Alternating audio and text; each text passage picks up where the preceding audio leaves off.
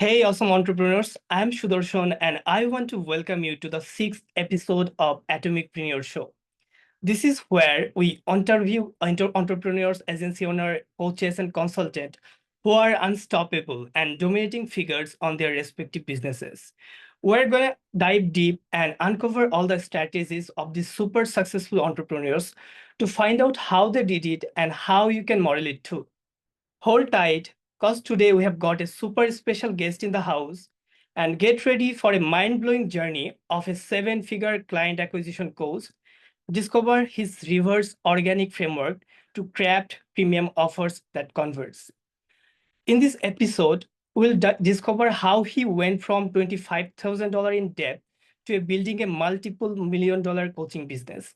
And we'll dive into his unique reverse organic framework for crafting high ticket offers. Also, we'll explore how he's helping his clients to generate multiple six figure businesses and find out how he's making impact on thousands of lives.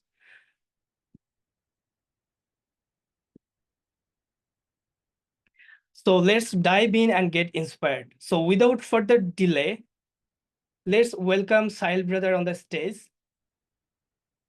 Hey man, Hi Sahil how brother. you doing? I'm doing great. How are you doing today? All good, all good. Super excited to be on your show. Congratulations and to start it back. Yeah, I'm really excited to start over again. And thank you here for being. And we're excited to hear your insights and learn from your experiences. And to our audiences, you can drop your questions in the comment, anything related to launching or scaling your agency, freelance or coaching business, and Sile Brother will address them during the show. Stay tuned for some valuable marketing wisdom from the man who launched and scaled his coaching business over $1 million and learn how to craft premium offer that converts. So, Sahil brother, can you share a bit about your backstory from Indian roots to Canadian wings, and what initially inspired you to get into this coaching business? Awesome, man. Sure. So thank you for the introduction first. So from Indian roots to Canadian wing, that's a great journey, I would say. So up till 2015, I was in India, did my bachelor's in engineering, and then it was always my dream to come to Canada. And I think from my when I was in ninth standard, 10th standard, because I was in Punjab, so there was a culture thing. Most of the Punjabis moved to Canada and all. So I was seeing a lot of my friends, relatives, and uncle, aunts, all these people, their sons, their daughters move out here, and all stories. So that kept me intrigued about how's the life in the foreign countries, right, abroad. So that was the dream, but because of the financial conditions of the family, was not able to fulfill it, or was not able to dream to the level where one day I'll go. I wanted to, but again, I knew my family situations, conditions of the parents, how they were surviving, how they were even hardly able to manage of my university fees when I was doing my bachelor's. So I was after finishing my bachelor's, I started doing job in Noida. It was a Nokia company. So I was working there and making around like 10,800 rupees. So that is like what, 130 US dollars a month I was making, and half of that was going into the rent, half of that I was surviving. And one day my mom called me, and I still remember the whole moment. I was on the terrace after my shift, and then she was like, we are planning something for you. Do you want to go for your higher studies to abroad? And I was like how will we manage that? Like, I know my our family situation. And my mom was like, no, I can't see you making only 10,000 Indian rupees a month. You deserve more than that, and we can manage it somehow. We can sell our family car, all that stuff they were saying. And I was like, no, no, no, I don't want to let you sell our family car. And I knew how it came to our house, like how hard it was for my dad to even get our first family car. So, and they were like, no, you don't need to worry.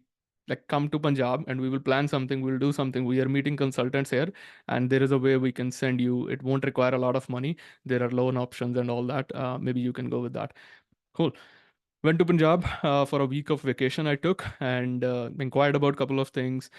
Came to know that you don't need like a you can take a loan on a master's degree. That was a thing I came to know.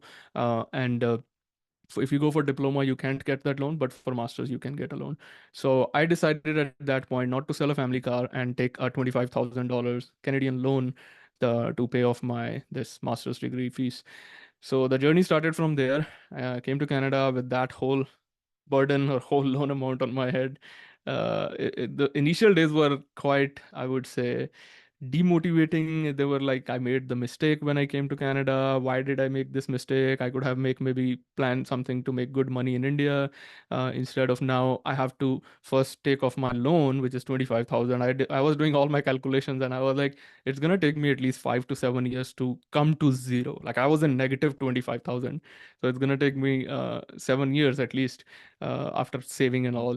I'm like, by the time I'm 27, by 30, I will be able to pay off my loan. So at that time, I'll start with zero. That was the most discouraging feeling at that time, and most sometimes you get reality check. You took the step, now you have to go through it. But there was no turnaround thing now. I couldn't have come back to India because my parents spent so much money to send me over here. And I even went to, I remember, my international student center in here, and I was like, can you return my fees that I can go back to India?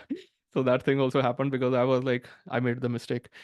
But there was no option. They told me that we can deduct $8,000 from your fees and can return back the remaining. I did the calculation and I'm like, that's a lot of money in India currency. Like I cannot put my parents in this problem of minus 8,000, and then my travel tickets, whatever it costed for them. So I was like, no, there is no way, I have to live over here now. First 6 months was like that. If counting every day, when my journey will actually start, all the hardship struggles, doing some blue collar jobs like car washing, vegetable packaging, and then dropping flyers, newspaper at people's home, and couldn't able to share it with my parents even, like what I'm doing there, right? Anyhow, survived over that time, completed my masters along with all these jobs. And 2015 it started, 16 I finished my masters. Since 16 till 2019 I did my job, full-time job. That was again some job, was not a office job, a sitting job. It was working in harsh snowy weather conditions, climbing up poles. I was a network technician. So 2020 was when the COVID hit, and that was a point where I actually my entrepreneur journey started, because I was getting calls from my office that there is no work today, Sahil, as people don't want to go outside and meet. It's pandemic time, so no work. And I was getting those calls very frequently, like every day, kind of. And it put me into the stress of like, how will I survive if I'm not going to work? They're not going to pay me. How will I survive? So that time I went to Google, and that how to make money online started. And since 2020 March, February it was, till today, yeah, business has done great. So many lives have been impacted. Was able to hit over some financial goals, quit my job, retired my parents, bought my first house in Canada, got married, brought my daughter to this abundance world. So yeah, that was the whole journey in crux. That's a long journey, brother, and I can resonate because, like, I'm in a situation that you had been on like 5 to 6 years ago. So I can completely resonate your journey. And currently, you have hit a massive milestone, like hitting over $1 million in business, and you have achieved many personal milestones, like as you have mentioned, like buying how your first houses, getting married, right, retiring your parents, and becoming a Canadian citizen. And even you have built multiple six-figure clients case studies. So which of this milestone holds the most significance for you, and why? I feel like the lives that has gone impacted through our program, through me indirectly, is the biggest blessing, I would say. I used to say that in my initial days, that I want to do a business in a way that people will remember even. I don't know how long will I stay in business. It's my first business model. Usually people says people quit their first startup in first 5 years. So it's almost more than 4 years now. So we are doing good. Uh, so yeah, answering your question, the lives that that impacted. If I look back into my journey, sometimes I look into the people. Let's say I jump into my Stripe randomly, and I see oh, this client paid me as well, and then I check their Facebook, and then I check their Instagram. What are they doing right now? And some of them are doing amazing things. Some of them have reached to a stage that they got financial freedom. They are taking international trips, spending time with the family. So all there and all, sometimes randomly I receive messages from my old clients saying that thank you Sahil for closing us at that time. Now you have changed our lives. So they are living their dream life. I think no feeling is better than that. Your own money stands nowhere, whatever seven-figure mark we have crossed. But when you see other people making because of you, you were the reason. And some clients even have told me like, my mom wants to talk to you, my dad wants to talk to you. They just want to give you blessings and all. So nothing is more important than that feeling, I would say. Yeah.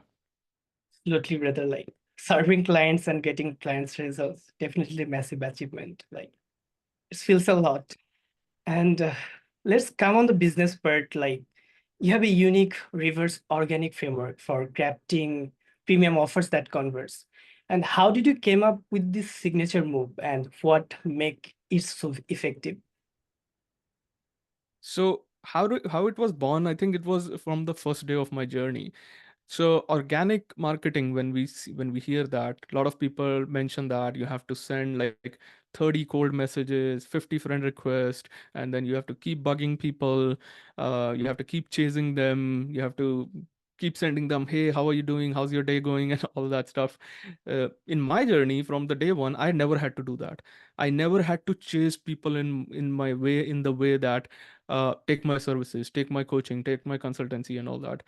I was all the time focusing on people in pain, people who were already carrying some problems in their life, and I was solving those problems. My hunting process was not to sell my coachings or sell my services. My hunting process was more of how can I help someone today in a day? Like, how can I help a client a day? How can I find that there are millions and billions of people on Facebook, if you see that now? And how can I just get one person in a day and solve their one problem? That was my entire focus all the time. I was looking whatever groups I was hanging out, communities I was hanging out in, on my Facebook, on so many things like WhatsApp as well. Some communities were there. So I'm like, how can I help one person to solve their problem? I kept money on the side at that time. I'm like, I don't care how much I'm gonna get paid. I just need to solve one problem, and I'm gonna get a take social currency from them, which is a testimonial or a feedback. So in the beginning, I filled my profile. If you go back, scroll back my profile, you will see my profile is overloaded, bombarded with all the testimonials. Sahil helped me with this. Sahil helped me with this. He's a great guy. Blah blah blah. All that. That was my real money that I made, and it was all about helping people rather than chasing people. And since so from that first day of journey, I was seeing I'm making money, I'm helping people. They are happy. They are giving me test referrals as well, testimonials as well. So this is something different. This is something I'm doing different than other people who are like fed up of organic. They are like, it doesn't work. It's saturated. I'm hearing this from 2020. Organic is saturated, and we still make money out of organic. Uh, so that when 2022 it was, I think I invested in a new coach, and we were sitting on a call, and we were like, I want to make my framework as a new opportunity. And that time we decided, he's like, what is your unique mechanism, Sahil? I told him, like, this is how I get client. He was shocked as well that you never had to do all this, like booking sales calls or doing 100 conversations in a day. I said, no, no, I never did that. I talked to maximum maybe 10 people in a day or 5 people in a day, and I get a client from there. So that was something unique. And then we came, he mentioned that, okay, so you're doing everything in reverse. I said, yeah. So we came up with this term, then reverse organic marketing. I'm doing everything in reverse, getting clients in a different way, making money in a different way, helping people. They are happy. Imagine, I remember there was a, when I was sharing my money screenshots as well, that I made $10,000 a month, 20,000 and all. Some people reached out to me as like, Sahil, don't you think it's bad because your clients are seeing it's their money you are showing them? I'm like, you can see their comment in that post because it's their money. They know that it's their screenshot, and they are sending me this much big message saying that thank you so much, Sahil, for helping me all. Thank you so much for closing me, taking my money. You are amazing. Like, people are feeling good about it. There is no bad feeling I'm creating in them that I'm showing off your money, what I'm making out of you, because they know what they got in return. That is much more valuable, right? So the data I was collecting, and never had to feel bad about it, never have to feel guilty about that. So that's how the reverse organic, then we made a whole framework on how exactly, instead of chasing people, you can choose people who you want to work with. There is so much noise, so many people in the market who are in the pain. All you got to do is finding your crowd, who you want to help, who you want to serve, with what problem you are solving them. And then we build up the whole framework around it, that go with this approach where you attract people towards you, where you solve their problem, become a consultant in their business, and then solve that problem. You're going to get paid, and eventually your business is growing, you're helping people to grow, and you're growing at the same time. So yeah. Yeah, super awesome, brother. So many golden nuggets you have dropped. Like rather than chasing people, we're choosing people, especially on the high ticket space. And yeah, I've been also invested on like couple of your challenges, like 5 day challenges, and the amount of value you have dropped. The price is nothing compared to that. So yeah, you're already like always over delivering on the space. That's why, brother, like I have been following over like 3 years. Then it's been awesome to find you like and have you on this online space. And I do have a question regarding like being from the third world country. We have that belief we cannot charge high ticket to local clients, especially from clients from Bangladesh or India. So I believe most of your clients is from third world country, and you have been charging high ticket, and you have successfully broken this limiting belief that you cannot charge high ticket to third world countries like Bangladesh or India. So how Yeah. did you overcome this mindset, and what inspired you to work with these local clients? So see, there is a formula I can say with this high ticket game. If you implement, if you understand it at your early stage, you will be able to grow much faster. I get this question a lot where people ask me that, how did you make your first $1 million out of like serving third world country? That is, people just ignore it. People just don't dive into that. People are like, they are not going to give money. There is no money in countries like India, Pakistan, Bangladesh, all that what you have mentioned. That is always there. What I've seen, what formula I created is, two things here I will mention. That first of all, there is no thing called high ticket leads or high ticket clients or high ticket prospects. You got to find a high ticket problem that you can solve for someone. Instead of looking for a high ticket lead or a client, look for a high ticket problem that you can solve for. That is the very first thing I always say, because any client can convert into a high ticket client if you are solving a high ticket problem for them, if you're solving a bigger problem for them. Second, that leads to the same thing, for following up with this, is help them get way more than that what you are charging, then no price is high. We have charged $25,000 to India, in Pakistan as well. We have charged 36,000 US dollars in India, Pakistan. People have paid us happily, and we have, only thing is, we have helped them to make way more than that what they have paid us. Simple trick is that if you know you are capable enough, if you know you can help in someone's business in their journey to make what they are paying, you can at least 3x, 5x, or 10x their business, what they are paying. The game is done. No price is high. You can charge $100,000. Imagine you can charge $100,000, help someone to make $500,000. So I'm saying indirectly, Dave, give me 100, I'll give you 500. Will you say no? You will find a way. Even if you don't have 100, you will find a way how to collect 100 so that I can give it to 100 and can get my 500 back. So you are in 400 profit. You will do everything possible in your way to get that, arrange that $100, even if you don't have it. Same concepts of works over here. People always look for that high ticket lead, high ticket, like I'm not attracting high ticket clients. I'm like, same client who you have pitched a $300 offer has said no to you. Bring it to me. I can close them for $3,000. Same client I can close. Now, does the client change? No. What did change? The problem I'm solving is changing. You are solving a maybe a smaller problem for them. That's why even you are struggling to charge $300 for that. I'm solving a bigger problem for them. Same lead, same client. I can close at $3,000. And that's what I learned from my own experience. Like I remember in the very beginning of my journey, there was a client who came on a call with me. At that time, our coaching was $797, right? So he came on a call with me from India, and he's like, Sahil, I'm truly inspired by your journey, all that stuff, and I want to take action. We did the whole sales call. The price point came. I said it's 797. I was like, oh, that's a lot of money in India. 797 is like more than my 1 month of salary. It's like, yeah, I understand, because but you want to make way more than that. Like our clients were hitting 5K, 10K after paying us only 700, $800. So look at the output, right? Rather than looking at the input. So that client finished the call, didn't make any action. What he did, he booked a call with my coach. After that, he came to, he understood that. He asked me, who's your coach? I told the name. He got in touch. He booked a call with that coach. And with that, with my coach itself, he took a decision of Imagine if you have to give a number, like what number would you say? He got closed with my coach at what amount? 10,000 USD or 7,500. 10 times more than he told me he don't have $700. He didn't have $700, and he made a decision to invest $7,500. It was not digestible for me in the beginning. I was like, what is this happening? He was saying to me he doesn't have 700 and he invested 7,500. 10 times more than that. How did he do that? How did he got with the money in one day? I talked to my coach. I was like, what is it happening? There's something wrong I'm not understanding because I was a beginner. I didn't have this much experience of high ticket and all. And then he explained me this stuff. He's like, because he see the much more value over here, he was able to even invest 10 times more than what you charged him. So the biggest epiphany of my life. Boom. So there is no price. People can say $300 is a high ticket. I cannot invest. Same client can invest $3,000 because if they see the more value in it.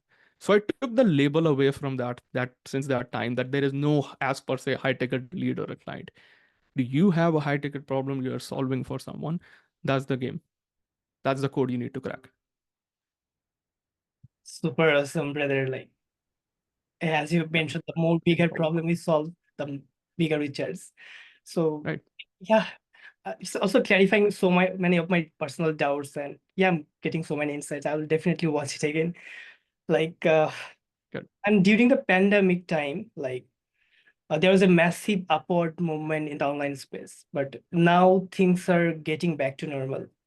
So do you think this shift will impact on this online space, or especially for freelancer or coaches? And what's your take on the market saturation? I see in this way. See, there was the point is valid that there was a COVID time. A lot of people like me who become I call myself a COVIDpreneur. I started in COVID time, had no idea how the business works before that and all. I built up this whole huge empire. So the time was there. Whosoever has jumped into the COVID time during that time have been massively able to scale their business, have been massively able to. How many YouTubers have born? How many coaches have born? How many freelancers are coming? Like Fiverr, Upwork is overfilled. Earlier, you used to search something for a Fiverr, you get what, 10, 15 profiles or accounts. Now you see 150 accounts with that same niche people are, because again, the people have jumped into that space. Because of that thing, saturation feels like, okay, now everything is in abundance. Freelancers are in abundance, coaches are in abundance. Then there is like you feel like now because the competition is more, people are more, and you feel like not the business has distributed, instead of three people it has distributed among 30 people maybe. Understanding my point, right? But the what is the code here you can crack it with? If you have mastered your game, if you have the mastery over your skill, what you do, what you help, whatever service you provide, whatever coaching you provide, there is no saturation for it. Saturation is only for the people who have not mastered their game, have jumped from one thing to another, to another, to another, to another, to another. They keep on jumping from one program, one skill, one service, different. They are changing their identity. Imagine I have worked on something like coaching for 4 years. Now I said I'll go to real estate, I'll go to stocks and trading, I'll go to Amazon FBA. That is what where I'll be messing it up, and I'll be like, what's happening? This thing is not working, that thing is not working, and then you keep blaming on the thing. Then you keep blaming there is a saturation. It exists only for the people who have not mastered their art. If you have a mastery over skill, people want to go to the master. If I need to get my heart surgery, I would not go with someone who has sometimes does lungs, who sometimes does eyes, who sometimes does legs. I will find a person who has played with heart 10 years maybe or more than that, because I will trust that person more. Now, if there are 30 doctors even, I will still pick the master. So the problem in the market is not saturation. The problem in the market is the mastery. If you master one thing, there is no saturation for you, because the best people will ask for the best stuff. If you have spent enough time on the thing, which is your best thing, you will not see mastery. You will not see saturation. Getting my point? Yeah, absolutely, brother. Like on the starting of my journey, I also used to work as a freelance, like web designer, web developer, just to serve different clients just on the different feature basis work. So I feel like, yeah, this is going like WordPress is not working, go high level or whatever platform I've been using, like that was seems like not working for me. But when I realized like people want the real outcomes, not the features that I'm providing to them. And as you have mentioned, like being specialist rather than generalist, that's what the game changes. And yeah, Right. it's been awesome. Thanks for sharing all this stuff. And What is do I have a question regarding in this online coaching industry, we often hear concern about over-promising and under-delivering. Even some coaches are doing unethical practices. So, that? how do you ensure that your coaching business maintains the high ethical standards? And Right. what are the standards or core values do you think we should keep in our business? Right. See, there are. This is very great question that you asked me. Over promising and under delivering. There is one more thing where you are over delivering but undercharging. Understand that both the things exist in the market. A lot of people are doing great stuff that they are best in their skill, charging only 200, $300. Why? You can build a great world class looking funnel, or maybe set up the whole GHL system, maybe set up their whole Airtables, whatever it is, and you are charging only $300 to set up all that stuff. That is, you're over delivering but undercharging, and people start creating doubt even. If you say I'm an expert, Sahil, and I charge only $300, like either you are an expert or you are not charging $300 because expert doesn't come cheap. Expert help comes premium. Simple as it is. They think if I charge less, I'll get more business. No, you will lose more business from the right people. You will get wrong more people. You will get people who always look for cheap things. If you want to build a business around people who always look for cheap things, then you know what kind of business you are building. Okay. So that was a second category. Jumping into the first category where you are saying people are over promising and under delivering right now. Right? See this thing. There is a two perspective here over. First is perspective of a person who's selling the stuff, who's a buyer, who's a seller. And second perspective is a buyer. Okay. Major discrepancies happen because of the definition of both the people, how they are defining their service. Now, someone you will say, Sal, I'm working on your project for 16 hours a day. You are over delivering. When I look into that, but in 16 hours, you actually didn't brought any tangible result or monetary result. For me, you are underworking. But you are saying you are over delivering because you are putting a lot of hours into it. Both the perspective are different. You are not wrong. They are not wrong. Are you? What are you doing in 16 hours that matters? Right? Even in the program, in a coaching, if I say, let's say if I say, oh, I am giving you my personal time. Okay. I'm connecting with you every week, 2 times in a week, for example. But you are saying that no, Sahil, but you are doing in a group coaching format. There are other 50 people into the group. You're not giving me 2 hours, 2 sessions in a week. Now there is a difference. I'm giving my time. It was a group coaching. I promised you it was that group coaching. I gave you what is it, but your perspective is different. Now you're looking at things in a different angle, from a different lens. For you, it is like, oh, Sahil is charging a lot. Sahil is charging this much, thousands of dollars, and not giving the value out of it. Perspective difference. Okay. The person who stays in the market longer, I'll tell you that. We have seen so many ups and downs in the business as well. So many clients, like some clients are like most happiest client. They come to us again and again and again. You know, some people who join us again as well. There are some clients who are like, oh, Sahil just stole my money. Like, really? The difference over here is, let's say you said you had this problem, Sahil. One of the things were missing. I was expecting this from you. For example, I say some client said, I was thinking that you will send me message every day. Like, I was like, why? This is not a babysitting program. You want me to send a message to every day to help you to build your business? It's your thing. I'm here for a guidance. But you assume it because you spent high ticket, you spent thousands of dollars. You assume that he will do that stuff. In my angle, that was not a promise given to you. So how it is, but just because you assumed you will get it, that's not a deal. That's not perspective difference. The person, as I was saying, who stays in longer in the game is looking into the feedback, making the changes. Looking into the feedback, making the changes. When you do that, you will start seeing things have changed. It started incremental. Your existing client will feel this program is getting better. This service is getting better.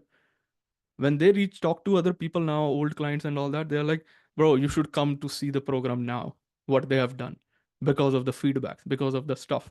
It works in service, it works in coaching, it works in any business. People who have downfall, let's say, for example, let's say taxis. Uber came, listen to the feedback, make it convenient, easy, take a app, book the ride, apply coupon code, get the best ride possible at best rate. Boom. Taxis are still didn't develop to evolve to that system. They didn't hear their customers, they didn't upgrade themselves. They're suffering. Getting my point? So people, businesses who stay longer in the game are the someone who's not like every time all the time good, who have done failures, who have made mistakes, but they have made changes according to their customer need. Their customer told this and they made the changes. Yeah. Super awesome, brother. Like since I've been following you like since the 3 years almost, like it's been.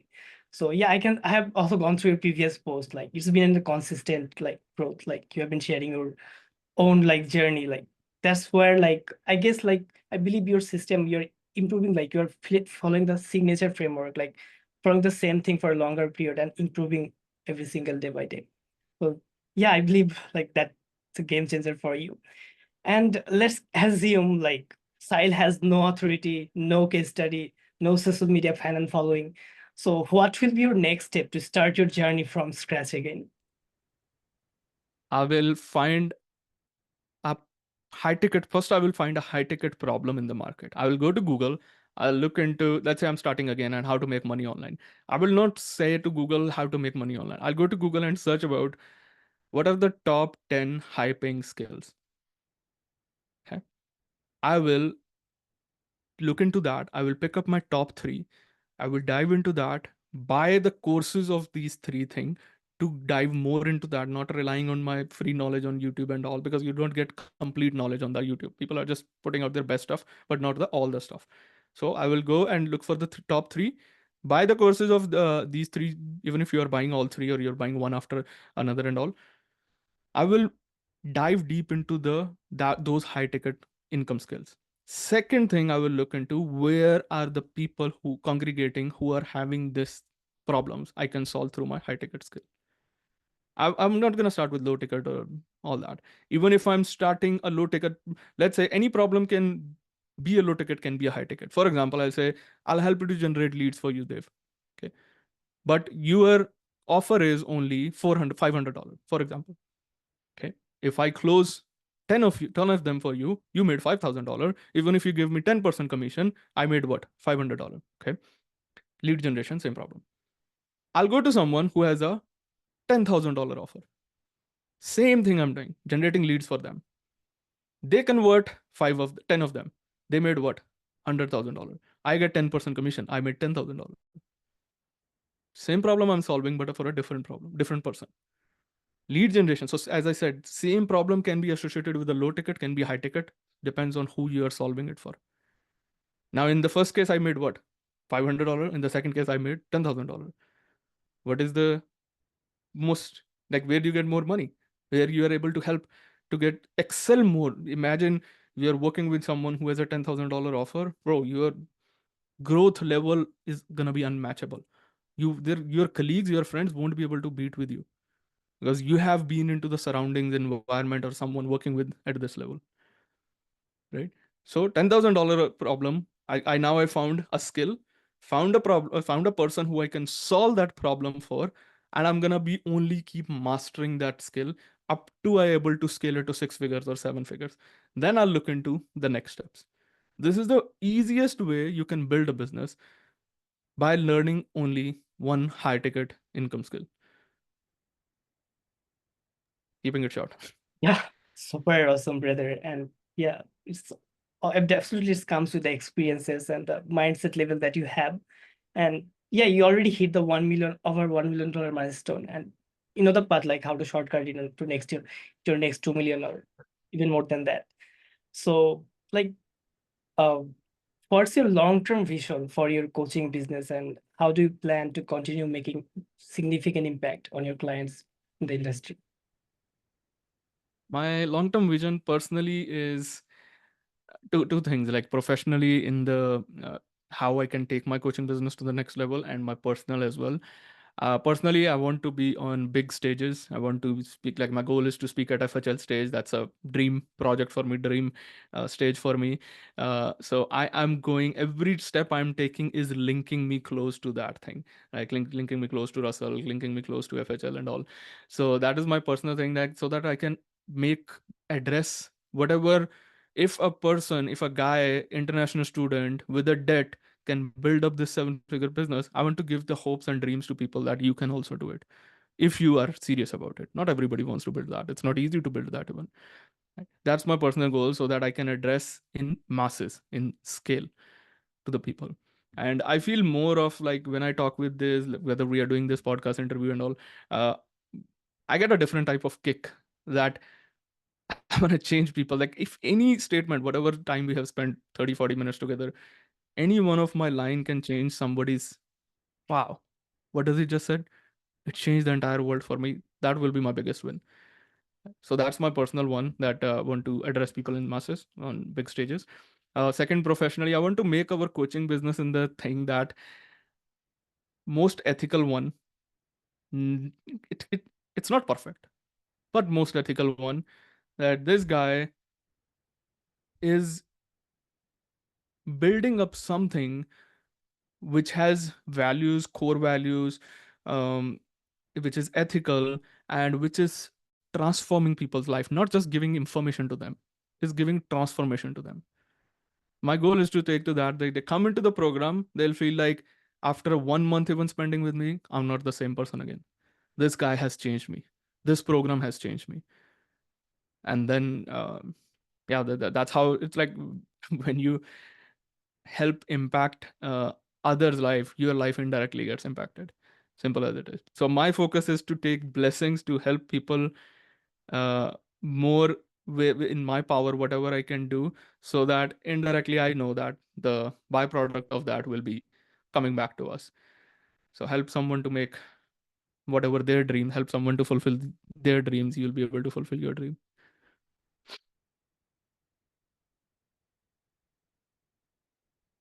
Oh, you're muted. Yeah, am I audible? Yeah, Definitely, brother. Like, you have achieved a decent, massive milestone, and I'm looking forward to see you on the FHL stage. Definitely, like in a years.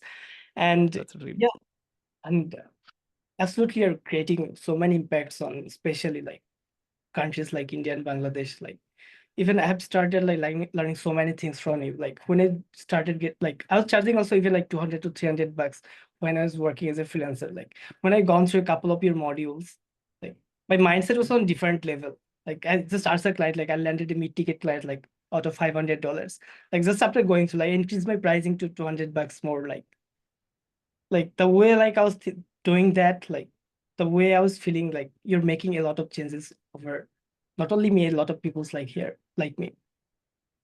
So any That's what the final goal is. thoughts or advice for our audiences who are looking to launch and scale their coaching or freelancing business you have to give? One, there are so many advices I can add. One biggest one which helped me a lot is my association, which where to whom with whom I'm associating myself, because then your goals started looking smaller. I'll give you an example. Recently happened. I went to an event and I met a guy, and don't want to say he's a big guy, very common. You might have already know. So I met that guy, and he's like, I was sharing my journey. I said like I made my first $1 million in 3 years, and he was like, 3 years. I was like, yeah. I was the proud one. I was like, yeah, first 3 years. He was like, his statement was, bro, what did you like? You took 3 years to make $1 million? I said, yeah. Like, what did you take so long? I was like, what? Then I thought it's my achievement making $1 million in 3 years. And he was like, what made you took so long? At that time, I was like, what do you mean? He's like, bro, you could have made $1 million in a year or less than that. I was like, yeah, but I started as a beginner and all that. So he's like, it doesn't matter, bro. You could have made that. I felt it like,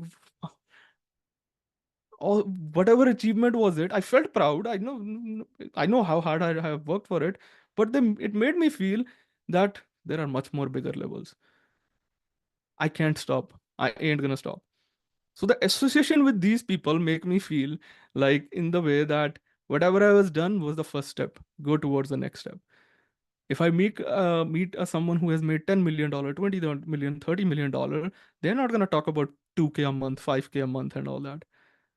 And that was has helped me to grow to that, thinking whatever I achieved, done, celebrated, move on. Let's plan the next steps. Let's set up the systems which can help us to take to the next level.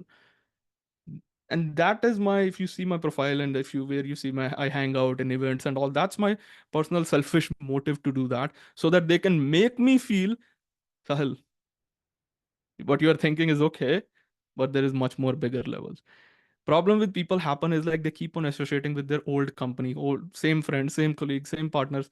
And then I'm not suggesting to change your partner, but uh, take to the next level, take your partner along with you. I took my wife and my daughter to that event, Dallas event. I intentionally I took it so that I can raise up their standard, their mindset as well. There were people in the room making multi-million dollars and all. I felt like I was a third grade kid in that room, like who doesn't know anything. I was a kid in that room, literally learning like what is this business and all that stuff. So yeah, boiling it down, it changes your mindset, it changes your thinking power, it changes you how you can think much bigger, how you can build up something much more than that. And you won't gonna be the same person again, because you're where the places where you hang out changes all your surroundings, it changes you as a person as well. So yeah, that's the biggest advice I can give. There's so many golden nuggets you have dropped, brother. Like definitely, I saw your pictures some of with the Russell Brunson, like Dan Kennedy. Like it's been like wow, like what he's doing from like being from India, is working with Sir Russell Brunson, like one of the like top figure on the market. So it's like mindset completely changed on here when we network with the people that we admire.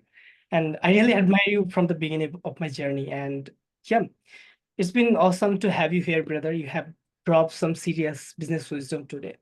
And it's been an awesome time hanging out with you. And you have shared tons of valuable insight about business, entrepreneurship, coaching, and specifically freelancing.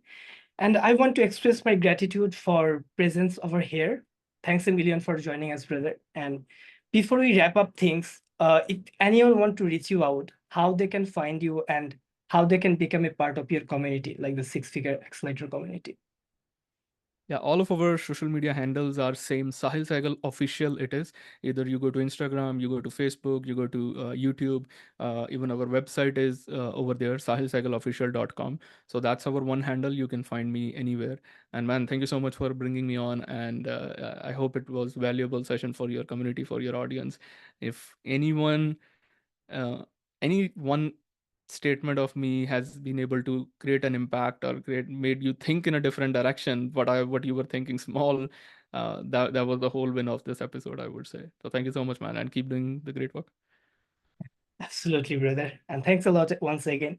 And I hope all of you enjoyed this session with Sahil, brother. I'll drop his profile links on the description. You can check it out wherever you are watching, maybe on YouTube or Facebook.